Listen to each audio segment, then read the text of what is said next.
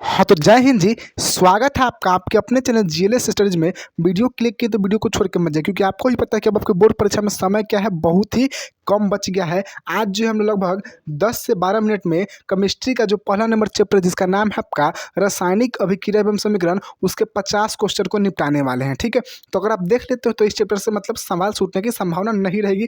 तो चलिए बिना देरी के सबसे प्रथम सवाल से स्टार्ट करते हैं। और सबसे पहले का सवाल आपका कहता है कि कौन सी गैस, आपको ईमानदारी पूर्वक बताना है अंतिम में कि आपने 50 सवाल में से कितना सवाल आपने सही किया। चलिए, सवाल कहता है सबसे प्रथम कि कौन सी गैस उत्सर्जित होंगी जब धातु जल के साथ अभिक्रिया करेंगी। आपका ऑप्शन है oxygen, option B carbon dioxide, option C की हाइड्रोजन, ऑप्शन डी की नाइट्रोजन। तो ध्यान रखिएगा कि कोई भी धातु हो गया और जब जल से अभिक्रिया करता है तो कौन सा गैस उत्पन्न करता है, हाइड्रोजन गैस करता है। ऑप्शन नंबर सी हो जाएगा। सवाल अगला है आपका, सवाल है कि Fe2O3 जैसे ही एल्युमिनियम इसमें डालते हैं तो बनता है Al2O3 प्लस बनता है Fe। तो ये किस प्रकार की अभिक्रिया है। आपका ऑप्शन है कि संयोजन, द्विविस्थापन, कि वियोजन, कि विस्थापन। तो ये अभिक्रिया है। इसमें आपको दिख रहा है कि जो अधिक क्रियाशील है कमजोर के घर में जाके कमजोर को हटा दे रहे, तो इसको हमने कौन सा अभिक्रिया बोलते हैं, विस्थापन बोलते हैं। जवाब आपका डी हो जाएगा। सवाल अगला है कि लौह चून पर तनु हाइड्रोक्लोरिक अम्ल डालने से क्या होता है। तो ध्यान रखिए कि लौह चून पर जब तनु हाइड्रोक्लोरिक अम्ल डालिएगा तो हाइड्रोजन गैस एवं आयरन क्लोराइड बनता है। जवाब आपका ऑप्शन नंबर ए एकदम राइट आंसर होगा। सवाल अगला कि श्वसन किस प्रकार की अभिक्रिया है, बहुत इंपॉर्टेंट है। तो आपका ऑप्शन है कि उपचयन, ऑप्शन बी की संयोजन, ऑप्शन सी अपचयन, ऑप्शन डी उष्माशोषी। तो श्वसन जो है आपका एक उपचयन अभिक्रिया का उदाहरण है। जवाब आपका ऑप्शन नंबर क्या हो जाएगा, ए एकदम राइट आंसर होगा। सवाल अगला है आपका कि कॉपर ऑक्साइड प्लस हाइड्रोजन अभिक्रिया करके बनता है आपका कॉपर, प्लस बनता है जल। तो ये किस प्रकार की अभिक्रिया है, उपचयन है कि अपचयन है कि उदासीनीकरण है कि रेडॉक्स है। तो मेरे भाई आपको दिख रहा होगा कि इस अभिक्रिया में ऑक्सीजन टूट रहा है और हाइड्रोजन जुट रहा है। तो जब ऐसा होता है तो इस अभिक्रिया को हम लोग क्या बोलते हैं, अपचयन बोलते हैं। जवाब आपका ऑप्शन नंबर बी हो जाएगा। सवाल अगला है कि इलेक्ट्रॉन के स्थानांतरण से बने यौगिक कहलाते हैं। तो ध्यान रखिएगा कि जब आपका इलेक्ट्रॉन का साझा होगा तो आपका बनेगा सहसंयोजी यौगिक, और जब आपका इलेक्ट्रॉन का स्थानांतरण होगा तो बनेगा वैद्युत संयोजी यौगिक। सवाल अगला है कि नीचे दी गई अभिक्रिया में कौन सा कथन सही है। आपका अभिक्रिया है कि कॉपर है और जब वो ऑक्सीजन से अभिक्रिया करता है तो बनता है आपका कॉपर ऑक्साइड। तो इसमें से कौन सा कथन सही है। आपका ऑप्शन है कि कॉपर का ऑक्सीकरण हो रहा है, ऑप्शन बी की कॉपर का अवकरण हो रहा है, ऑप्शन सी की कॉपर का नाइट्रेशन हो रहा है, ऑप्शन डी की ए और बी दोनों हो रहा है। तो इसमें हो क्या रहा है कि कॉपर जो ऑक्सीजन के साथ जाके जुट रहा है तो इसको हम लोग बोलते हैं कि कॉपर का ऑक्सीकरण हो रहा है। जवाब आपका ऑप्शन नंबर ए एकदम राइट आंसर होगा। सवाल अगला है आपका कि सिल्वर क्लोराइड का रंग क्या है। तो सिल्वर क्लोराइड का रंग श्वेत होता है। ध्यान रखिएगा ऑप्शन नंबर ए एकदम राइट आंसर होगा। सवाल अगला है आपका कि समीकरण CaCO3 को जब उष्मा दिया जाता है तो बनता है आपका Ca यानी कैल्शियम ऑक्साइड और बनता है CO2। तो ये किस प्रकार की समीकरण है, वियोजन है कि संयोजन है कि उभयगामी है कि प्रतिस्थापन है। तो आपको इसमें दिख रहा होगा कि एक से क्या हो रहा है, एक से आपका दो बन रहा है और जब आपका एक से दो बनता है उसको हम क्या बोलते हैं, वियोजन बोलते हैं। सवाल अगला है कि साग सब्जियों का विघटित होकर कंपोस्ट बनना किस प्रकार की अभिक्रिया है। तो जब साग सब्जी विघटित खराब हो जाते हैं, खराब होकर कंपोस्ट बनते हैं तो उसको हम क्या बोलते हैं, उष्माक्षेपी अभिक्रिया बोलते हैं। जवाब आपका ऑप्शन नंबर क्या हो जाएगा, बी एकदम राइट आंसर होगा। सवाल अगला है आपका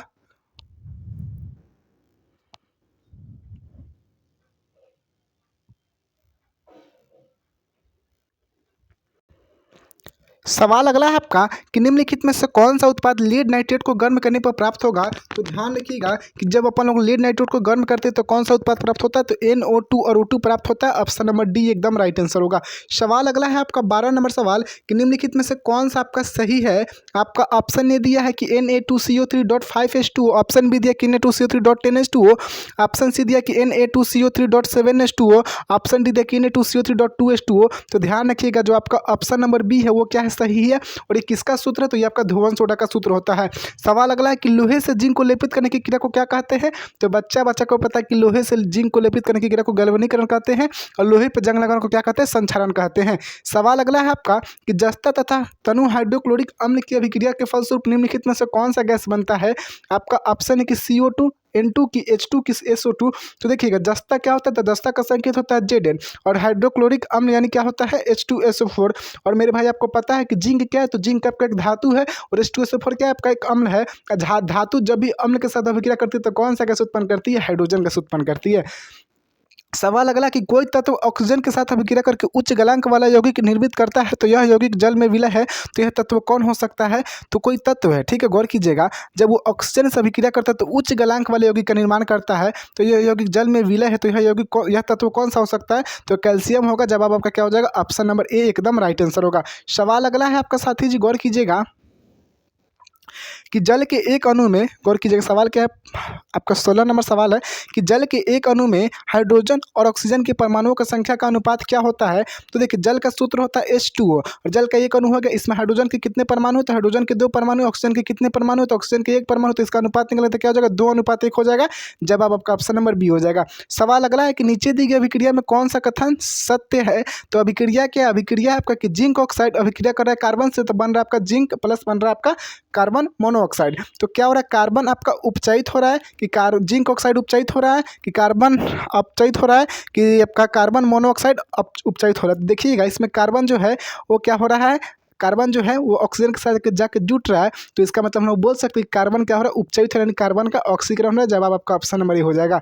सवाल अगला है कि निम्नलिखित में से कौन सा संयोजन अभिक्रिया है? तो संयोजन किसको बोलते हैं? जिसमें आपका 2 से 1 बनता है उसको हम क्या बोलते हैं? संयोजन बोलते हैं। तो आपका जो ऑप्शन नंबर ए है ये क्या आपका संयोजन है? कहोगे मास्टर जी आपका ऑप्शन नंबर बी में भी तो 2 से 1 बन रहा है, तो ये संयोजन नहीं होगा। नहीं, ये जो हो रहा है कि कॉपर ऑक्सीजन है, इसमें ऑक्सीजन जुट रहा है, तो जिस अभिक्रिया में ऑक्सीजन जुटता है तो उसको हम क्या बोलते हैं? उसको हम लोग उपचयन या ऑक्सीकरण बोलते हैं। तो ये आपका ऑक्सीकरण का उदाहरण है और ये आपका जो है संयोजन का उदाहरण है। सवाल अगला है कि निम्नलिखित में से कौन सा विस्थापन अभिक्रिया है? तो देखिए आपका ऑप्शन नंबर ए जो है इसमें 1 से 2 बन रहा है। जब 1 से 2 बनता है तो उसको हम क्या बोलते हैं? वियोजन बोलते हैं। क्या बोलते हैं? वियोजन बोलते हैं। आपका ऑप्शन नंबर डी है कि NaOH प्लस HCl अभिक्रिया करके बना NaCl प्लस बन रहा है H2O। तो देखिए NaOH क्या है? क्षार। एक एक पॉइंट को समझिएगा तब आपका सवाल अच्छे से कर पाएगा। NaOH क्या क्षार है, HCl क्या अम्ल है। क्षार और अम्ल अभिक्रिया करके लवण और जल बनता है तो इसको हम क्या बोलते हैं? उदासीनीकरण अभिक्रिया बोलते हैं। आपका ऑप्शन नंबर सी जो है ये क्या है आपका? तो ये आपका Fe है, कॉपर सल्फेट है, जब जाता है तो मतलब ये अधिक क्रियाशील कमजोर करता है, तो ये जो आपका विस्थापन अभिक्रिया का उदाहरण है। तो आपका ऑप्शन नंबर क्या हो जाएगा? सी एकदम राइट आंसर होगा। सवाल अगला है आपका कि लौह चून पर तनु हाइड्रोक्लोरिक अम्ल की अभिक्रिया से क्या होता है? तो जब लौह चून पर अपन तनु हाइड्रोक्लोरिक अम्ल डाल दे तो हाइड्रोजन गैस एवं आयरन क्लोराइड बनता है। ऑप्शन नंबर ये हो जाएगा, ध्यान रखिएगा। सवाल अगला आपका 21 नंबर कि निम्नलिखित में से कौन सा अपघटन का उदाहरण नहीं है? अपघटन यानी वियोजन का उदाहरण नहीं है। वियोजन किसको बोलते हैं? तो जिसमें आपका 1 से 2 बनता है उसको हम क्या बोलते हैं? वियोजन।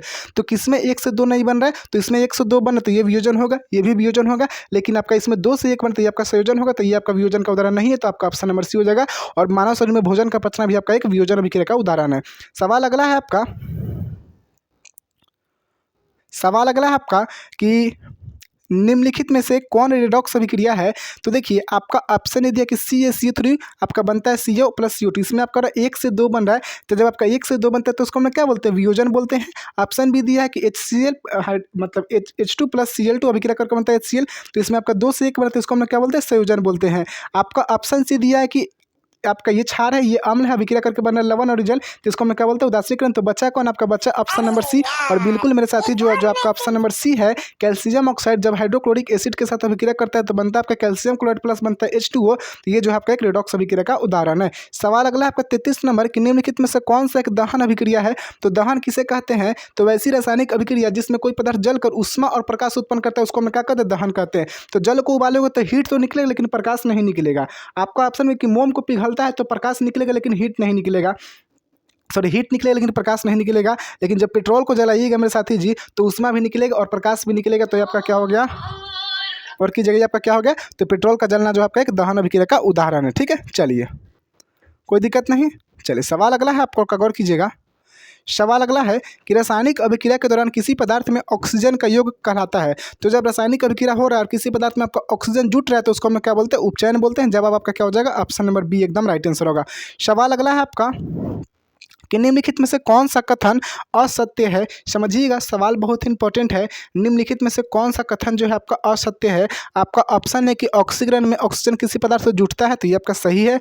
ऑप्शन बी कि अवकरण में किसी पदार्थ से हाइड्रोजन टूटता है, तो यह भी सही है।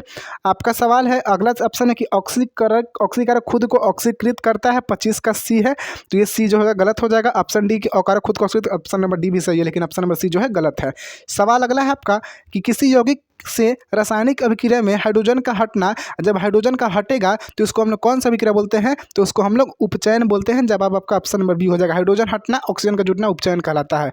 सवाल अगला है कि किसी वस्तु को हवा में जलाने के लिए निश्चित ताप की आवश्यकता पड़ती है जो कहलाती है, तो जो क्या करते हैं, ज्वलन ताप की ज्वलन ताप की दहन ताप की, इनमें से कोई नहीं। तो किसी वस्तु को हवा में जलाने के लिए एक निश्चित ताप की आवश्यकता होती है, जिस ताप को अपन लोग क्या कहते हैं, तो उसको हम लोग प्रज्वलन ताप कहते हैं। सवाल अगला है कि एक भूरे रंग का चमकदार एक्स तत्व को वायु की उपस्थिति में गर्म करने पर वह काले रंग का हो जाता है, तो वह एक्स तत्व कौन सा होगा, तो कॉपर को जब हम लोग वायु की उपस्थिति में गर्म करते हैं तो काले रंग का होता है। जवाब आपका ऑप्शन नंबर सी हो जाएगा। सवाल अगला है कि Na2SO4 जब अभिक्रिया करता है बेरियम क्लोराइड से तो बनता है बेरियम सल्फेट प्लस बनता है NaCl, तो ये कौन सी अभिक्रिया है, संयोजन, तो संयोजन तो नहीं होगा, क्योंकि संयोजन में क्या होता है, संयोजन में आपका 2 से 1 बनता है, तो इसमें 2 से 2 बनती है, संयोजन तो होगा नहीं, काटिए इसको। वियोजन में क्या होता है कि 1 से 2 बनता है, तो वियोजन भी आपका ये नहीं है। ऑप्शन नंबर डी तो होगा, कोई इनमें से कोई तो बच्चा क्या, ऑप्शन नंबर सी बच्चा, और ऑप्शन नंबर सी जो है एकदम राइट आंसर है। सारे ऑप्शन को पकड़ पकड़ के मेरे से गलत कैसे होगा। सवाल अगला है कि जिंक जो है वो कॉपर सल्फेट के विलयन में जाता है तो बनता है जिंक सल्फेट और प्लस बनता है कॉपर, तो ये किस प्रकार की अभिक्रिया है, तो संयोजन तो होगा नहीं। संयोजन क्यों नहीं होगा, क्योंकि मेरे भाई इसमें आपका 2 से 1 नहीं बनते, आपका संयोजन नहीं होगा। अगला है आपका कि वियोजन भी तो नहीं होगा, क्योंकि इसमें 1 से 2 नहीं बनते, वियोजन भी आपका नहीं होगा। अब बच्चा आपका द्विविस्थापन और विस्थापन, तो द्विविस्थापन कब होता है, जब आयन का आदान प्रदान होता है, इसमें आयन का आदान प्रदान नहीं हो रहा है, तो कौन सा होगा, आपका विस्थापन होगा। ऑप्शन नंबर क्या हो जाएगा, बी हो जाएगा। इसमें क्या हो रहा है, अधिक क्रियाशील जो है कमजोर को हटाता है, ऐसे विक्रिया को हम लोग कौन सा विक्रिया बोलते हैं, विस्थापन बोलते हैं। क्लियर है क्या। चलिए सवाल अगला है आपका कि कार्बन प्लस ऑक्सीजन अभिक्रिया करके बनाता है कार्बन डाइऑक्साइड, तो यह किस प्रकार की अभिक्रिया है, तो इसमें हो ये रहा है कि 2 से 1 बन रहा है और 2 से 1 बनता है तो संयोजन बोलते हैं। सवाल अगला है 32 नंबर सवाल देखते हैं अपन लोग। चलिए 32 नंबर सवाल है, 32 नंबर सवाल 33 नंबर से देखते हैं कि ऊष्मा के द्वारा की गई वियोजन अभिक्रिया को क्या कहते हैं, ऊष्मीय वियोजन कहते हैं। जवाब आपका ऑप्शन नंबर बी हो जाएगा। सवाल अगला है कि जिन अभिक्रियाओं में ऊर्जा अवशोषित होता है उन्हें क्या कहते हैं, तो जिन अभिक्रिया में ऊर्जा का अवशोषण होगा उसमें हम लोग ऊष्माक्षेपी अभिक्रिया कहेंगे, और जिसमें ऊर्जा निकलेगा उसको हम लोग जिसमें ऊर्जा का अवशोषण होगा उसमें हम लोग ऊष्माशोषी, और जिसमें ऊर्जा निकलेगा उसको ऊष्माक्षेपी कहेंगे। सवाल अगला है कि वे अभिक्रिया जिनमें अभिकारकों के बीच आयन का आदान प्रदान होता है उसको हम लोग क्या कहते हैं, तो संयोजन तो नहीं कहेंगे। संयोजन में क्या होता है कि 2 से 1 बनता है, वियोजन में विस्थापन में अधिक क्रियाशील कमजोर को हटाता है, वियोजन में क्या होता है कि 1 से 2 बनता है, लेकिन आपका द्विविस्थापन में क्या होता है, आयनों का आदान पड़ता है, तो ऑप्शन नंबर डी हो जाएगा। सवाल अगला कि सिल्वर आयोडाइड का रंग कैसा होता है, तो ध्यान रखिएगा जो सिल्वर क्लोराइड होता है उसका रंग कैसा होता है, तो सिल्वर क्लोराइड का रंग आपका कैसा होता है, श्वेत होता है, लेकिन जो आपका सिल्वर आयोडाइड होता है उसका रंग आपका पीला होता है।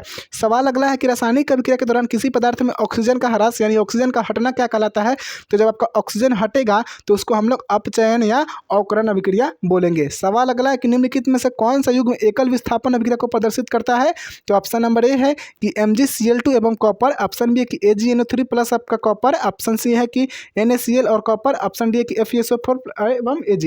तो इसमें से कौन सा जो विस्थापन अभिक्रिया को प्रदर्शित करता है, तो गौर कीजिएगा साथी जी, आपका रुकिएगा। चलिए तो ध्यान रखिएगा इसमें से जो आपका ऑप्शन नंबर बी जो है ये क्या करता है, एकल विस्थापन अभिक्रिया को प्रदर्शित करता है। जवाब आपका ऑप्शन नंबर बी एकदम राइट आंसर होगा।